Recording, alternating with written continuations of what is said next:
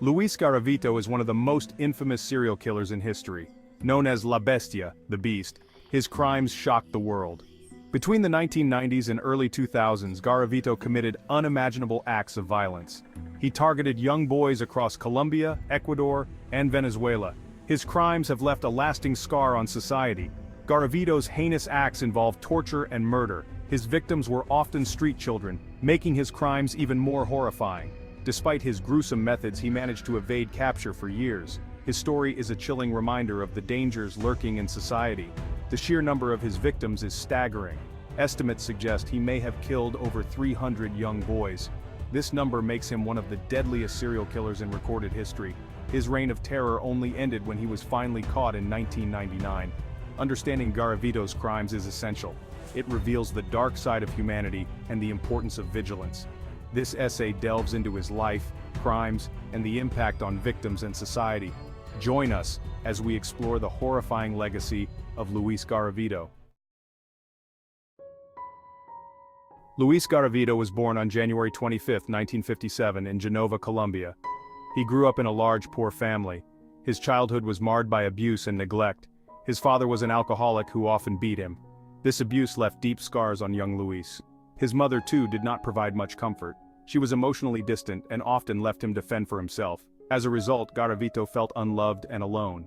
These early experiences likely shaped his troubled mind. They set the stage for his future as a predator. School was not an escape for Garavito. He struggled academically and socially. Other children bullied him, which only added to his emotional pain. He started skipping school and wandering the streets. His behavior grew increasingly erratic and violent. By his teenage years, Garavito had already begun to show signs of severe psychological issues. He displayed cruelty toward animals and had frequent violent outbursts. These behaviors were early warnings of his potential for extreme violence. Unfortunately, they went unnoticed or ignored by those around him. In his early 20s, Garavito moved to different cities in search of work.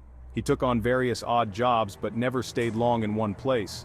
During this period, his dark tendencies began to manifest more clearly. Garavito started drinking heavily and engaging in petty crimes. He was arrested several times for theft and assault. However, these crimes were just the tip of the iceberg. His real depravity was yet to be revealed. Luis Garavito's crimes were meticulously planned and executed. He often posed as a street vendor, monk, or charity worker. These disguises helped him gain the trust of his unsuspecting victims. He would lure them away to secluded areas, promising food or work. Once isolated, Garavito's true nature emerged. He subjected his victims to unspeakable acts of torture.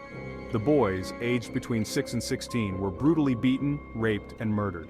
His methods were chillingly consistent, leaving a pattern that went unnoticed for years. Garavito kept detailed notes of his crimes. He recorded the names, ages, and dates of his victims in notebooks. These records later became crucial evidence in his trial. Despite the horror of his actions, he managed to evade capture for a long time. His crimes spread across multiple regions, complicating the investigation. Police initially failed to connect the dots, treating each case as an isolated incident. This allowed Garavito to continue his killing spree. By the time he was caught, he had claimed the lives of hundreds of young boys. Section 5, Victim Profile. Who did he target? Garavito's victims shared common characteristics. They were mostly young boys from poor backgrounds. Many were street children, making them easy targets. These boys were often overlooked by society, which made them vulnerable to Garavito's manipulative tactics. He selected his victims carefully, often staking out areas frequented by street children. He would offer them small gifts or money to gain their trust. His charming demeanor and convincing disguises made it easy for him to lure the boys away. Once he had them in his grasp, their fate was sealed. Garavito's methods were brutal and methodical. The boys were subjected to prolonged torture before being killed. Their bodies were often mutilated, making identification difficult. The sheer number of victims is staggering. Estimates suggest he killed over 300 boys. This makes him one of the deadliest serial killers in history. The loss of these young lives is a tragedy that continues to haunt their families and communities. Section 6. Manipulative Tactics. How he got away.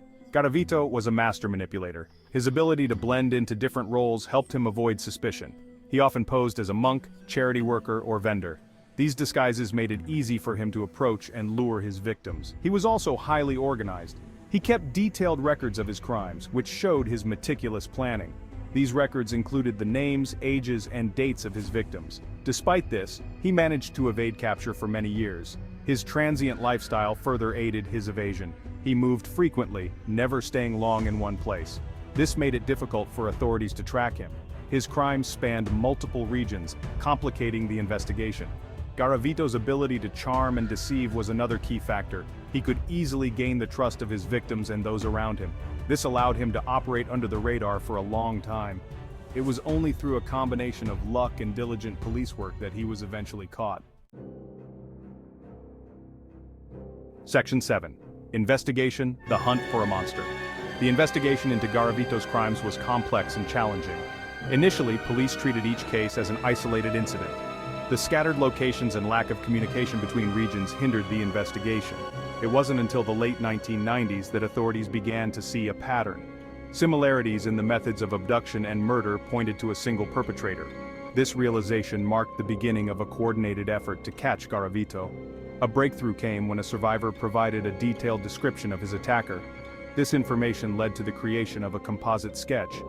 The sketch was circulated widely, increasing public awareness and vigilance. The turning point came in 1999 when Garavito was arrested for attempted rape. His arrest led to a search of his belongings, revealing his detailed notebooks. These records provided crucial evidence linking him to numerous murders.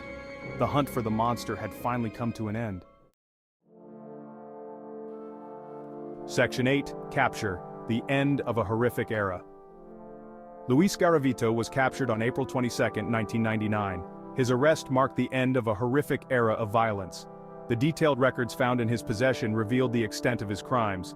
Garavito confessed to the murders, providing chilling details. During his trial, Garavito showed little remorse. He was sentenced to 1,853 years in prison.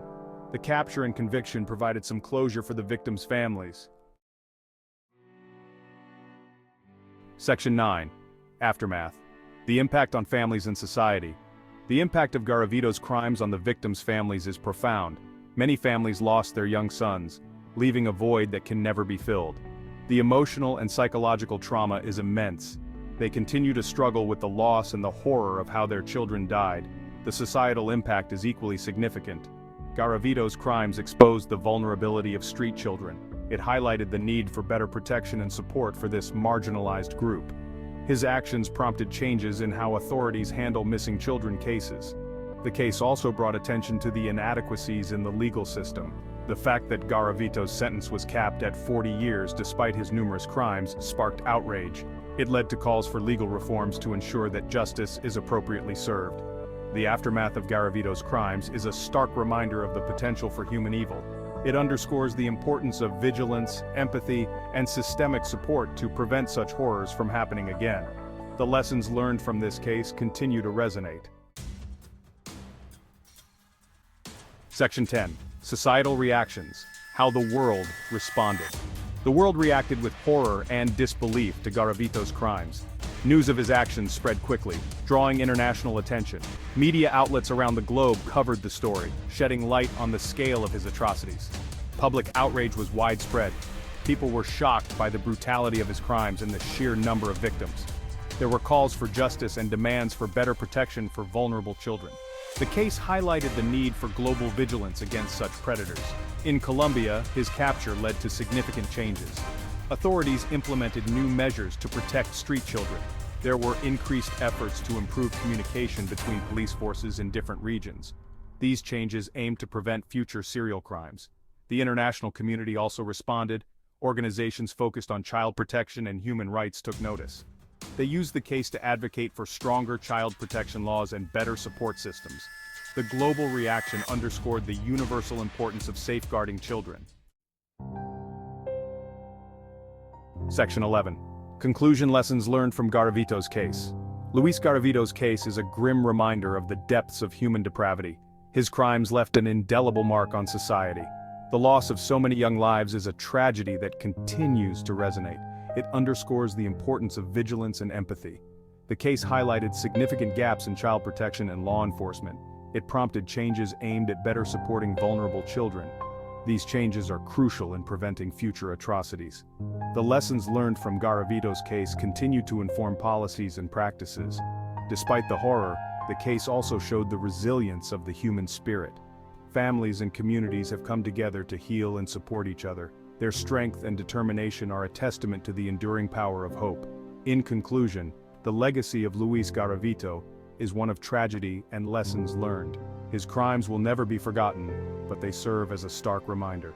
We must remain vigilant and compassionate, always working to protect the most vulnerable among us.